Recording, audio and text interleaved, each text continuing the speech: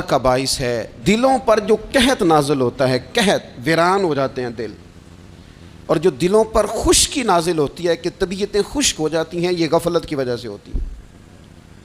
جو لوگ غافل ہو جاتے ہیں نا، اپنے معاملات کا دھیان نہیں رکھتے، دیکھیں نا، آپ کو کھانا کھاتے بھی غافل نہیں ہونا چاہیے۔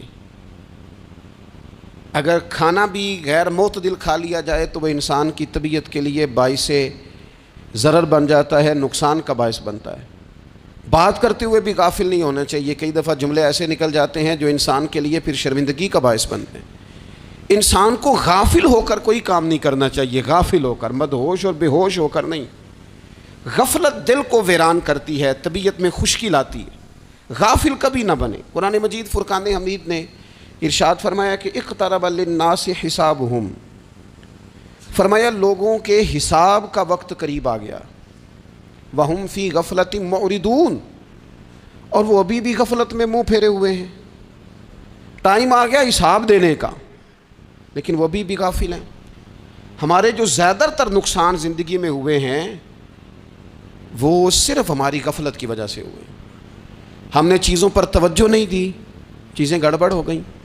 جس آدمی نے پھول لگائے ہوں، پھل لگائے ہوں، کھیتی لگائی ہو، وہ دانہ ڈال کے پانی دے کے فارغ نہیں ہو سکتا، اسے توجہ کرنی پڑتی ہے۔ اور کسی نے کہا تھا مالی جیندے ہون تو پھر بوٹے سکدے نہیں، اگر موجود ہونا ان کو سینچنے والا، رکھوالی کرنے والا، تو پھر ان کی جڑیں کبھی خشک نہیں ہوا کرتی۔ ہماری جو غفلتیں ہیں یہ بڑی ضرر کا باعث ہیں، نقصان کا باعث۔ اور مجبوری معاف ہوتی ہے، غفلت معاف نہیں ہوتی۔ اسکول میں پڑھتے تھے، مدرسے میں پڑھتے تھے، تو ایک مجبوری ہو گئی جی، خدا نخواستہ گھر میں کوئی پریشانی ہو گئی تو اساتذہ اس پر سزا نہیں دیتے۔ کوئی خوشی کا موقع ہے گھر میں، فیملی میں کسی کی شادی ہے، اساتذہ اس پر سزا نہیں دیتے۔ لیکن اگر کبھی پتہ چلتا تھا نا کہ یہ گھر سے تو آیا تھا لیکن مدرسے نہیں آیا، یہ اسکول نہیں آیا، رستے میں غافل ہو گیا، تو یہ بات خوفناک تھی۔ یہ قابل سزا جرم تھا کہ تو غافل ہو گیا اپنی پڑھائی سے، تو گھر سے آیا اور یہاں نہیں آیا۔ غفلت قابل سزا ہوتی ہے، مجبوری کی معافی ہوتی ہے۔ ہمارا آج کل جو مسئلہ ہے وہ غفلت کا ہے۔ ڈھیر سارے لوگ ہیں، سمجھدار بھی ہیں، سیانے بھی ہیں، معاملہ فہم بھی ہیں، باشعور بھی ہیں، تعلیم کی ڈگریاں بھی رکھتے ہیں، لیکن اگر ان کی زندگیوں کی تکلیفوں کو دیکھا جائے اور بے آباد روح کو دیکھا جائے اور سجدوں سے ان کی دوری کو دیکھا جائے تو ایک ہی بات سمجھ میں آتی ہے کہ پتہ سارا ہے لیکن لے ڈوبی ہے غفلت، توجہ نہیں کی۔ لائق بچہ بھی نالائق ترین زندگی گزارتا ہے، اس لیے کہ اس کے لائق ہونے کے ساتھ ساتھ اس کا توجہ کرنا بھی تو ضروری ہے نا۔ نرے لائق کا کیا فائدہ اگر وہ محنتی نہیں، اگر وہ توجہ ہی نہیں کرتا، اپنا سبق دھیان سے سنتا پڑھتا ہی نہیں، تو بھی جتنا مرضی لائق ہو پیچھے رہ جائے گا۔ اور کئی نالائق ہوتے ہیں، رٹا لگا کے پاس ہوتے ہیں، پر چلو رٹا تو لگاتے ہیں نا، محنت تو کرتے ہیں نا، جد و جہد تو کرتے ہیں۔ کئی نالائق جد و جہد کے باعث آگے گزر جاتے ہیں اور کوئی اسی چکر میں رہ جاتے ہیں، میں بڑا لائق ہوں، کل پڑھ لوں گا، پرسوں پڑھ لوں گا، ہفتہ تیاری کر کے پاس ہو جاؤں گا۔ اپنی زندگی سے غفلت کا پردہ اٹھائیں۔ اور غفلت، اس کے لیے فیصلہ کرنے کی ضرورت ہوتی ہے، پلاننگ کرنے کی نہیں، فیصلہ کرنے کی ضرورت ہوتی ہے کہ میں نے اب غفلت کرنی۔ ہم نہ جب بھی کوئی پروگرام بناتے ہیں تو منصوبہ بندی شروع کر دیں، منصوبہ بندی نہ کریں، فیصلہ کریں، کہیں کہ میں نے غافل نہیں ہونا۔ غفلت غرق دنیا کا نام ہے، اپنے آپ کو غفلت سے بچائیں۔ آپ دیکھیں حضرت کعب بن مالک رضی اللہ تعالیٰ عنہ فرماتے ہیں، بخاری میں موجود ہے، فرماتے ہیں کہ جنگ میں پیچھے رہ گیا تھا،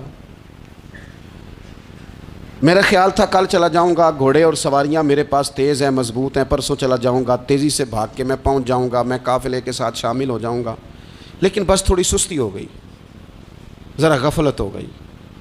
آپ فرماتے ہیں جب سب لوگ چلے گئے حضور علیہ السلام کے ساتھ جہاد میں اور میں پیچھے رہ گیا، تو پھر جب چند دن گزر گئے اور محبوب کے واپس آنے کا ٹائم ہو گیا تو اب میں غور کرتا سمجھتا تو مجھے مدینے میں یہاں بزدل لوگ نظر آتے، اور کون نظر آتے؟ جو منافق تھے، وہ منافق بزدل دکھائی دیتے، یا مجھے عورتیں اور بچے دکھائی دیتے۔ میں پریشان ہوا، حضور واپس آ گئے، جنہوں نے بہانے کیے تھے نا منافقین نے، یہ مجبوری تھی اس لیے نہیں جہاد پہ گئے، یہ جنہوں نے بہانے کیے تھے انہیں مل گئی معافی، اور میں نے سچ بولا، میں نے کہا یا رسول اللہ میں غافل ہو گیا تھا۔ اب کہتے ہیں میں نے جب کہا نا حضور سستی ہو گئی تھی، ذرا غفلت ہو گئی، تو بندہ محبوب سے ہی غافل ہو جائے، بندہ وہیں سے غافل ہو جائے، جو دم غافل سو دم کافر، سانو مرشد اے ہو پڑھایا۔ جب کہا نا حضور وہ غلطی ہو گئی، کوئی مجبوری نہیں تھی، تو فرماتے ہیں باقیوں کو معافی مل گئی، میرے ساتھ حضور ناراض ہو گئے، ایک دن نہیں، 2 دن نہیں، 50 دن حضور ناراض رہے۔ مدینے کی گلیوں نے مجھے پہچاننا چھوڑ دیا، در و دیوار سے مجھے یوں لگتا تھا کہ میں پردیسی ہوں۔ فرماتے ہیں میں مسجد میں آتا تھا، میں جب محبوب کو دیکھتا تو حضور رخ انور پھیر لیتے، اور مجھے پتا تھا جب میرا چہرہ ادھر ادھر ہوتا تو پھر کریم رحمت کی نظر فرماتے ہیں 50 دن مسلسل۔ پھر مجھے حکم ہوا کہ بیوی بھی بھیج دو، میک کے بچے بھی بھیج دو، ننہال یعنی تنہا رہ جاؤ۔ فرماتے ہیں وہ میں نے قید تنہائی کاٹی، لیکن شکر اللہ کا یہ ہے کہ میں سچا تھا، بس ذرا بھول گیا تھا، بس ذرا غفلت ہو گئی تھی۔ تو فرماتے ہیں پھر اللہ تبارک و تعالیٰ نے میرے اوپر فضل یہ فرمایا کہ میری توبہ کا اعلان رب نے قرآن مجید میں فرمایا۔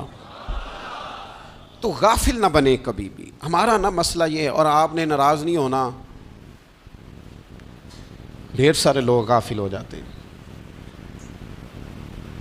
مالدار بھی غافل ہیں، صاحبان علم بھی اللہ ماشاء اللہ بہت ساری جگہوں پہ غافل ہیں۔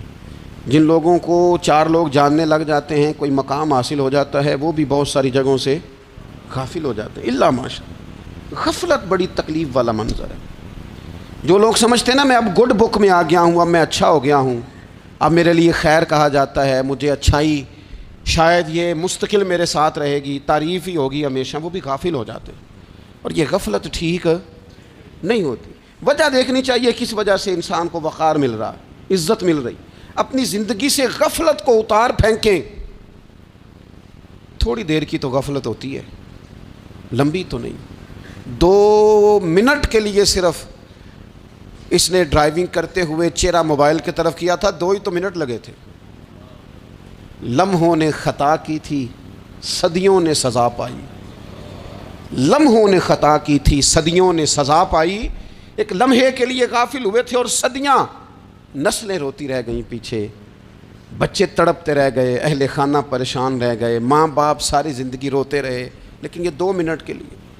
یہ غفلت جو ہے یہ بڑی تکلیف والا معاملہ۔ اپنی زندگی سے غفلت کو اتارنا ہے، غافل نہیں بننا، ہر وقت توجہ اور ساری باتوں پہ توجہ۔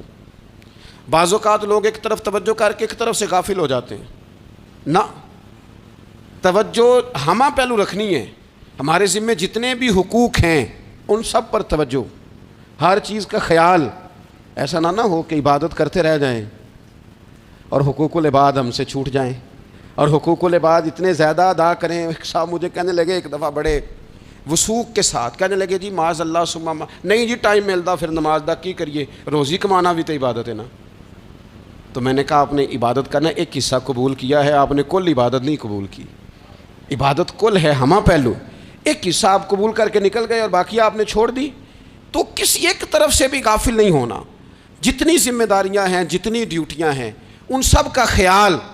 اور جو بڑا آدمی ہوتا ہے، بڑا گھر میں بڑا ہو، قبیلے میں بڑا ہو، علاقے میں بڑا ہو، ادارے میں بڑا ہو، کلاس میں بڑا ہو، جو بڑا ہے اس کی تو ساری آنکھیں کھلی ہوئی ہونی چاہیے، ایک ایک پر اس کی نظر ہونی چاہیے کہ میری کہاں ضرورت ہے، کہاں مجھے اشک شوئی کرنی ہے، کس کے ساتھ میں نے کس طرح محبت کا رویہ رکھنا ہے۔ غافل نہ بنے۔ اچھا جی اب کیسے پتہ چلے گا کہ ہم غافل ہیں؟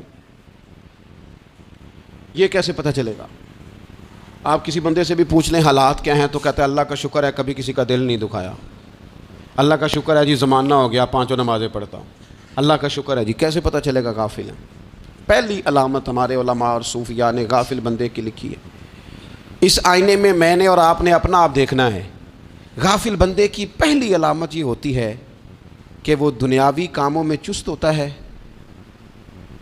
اور اللہ اور اس کے رسول کی فرما برداری میں سست ہوتا ہے۔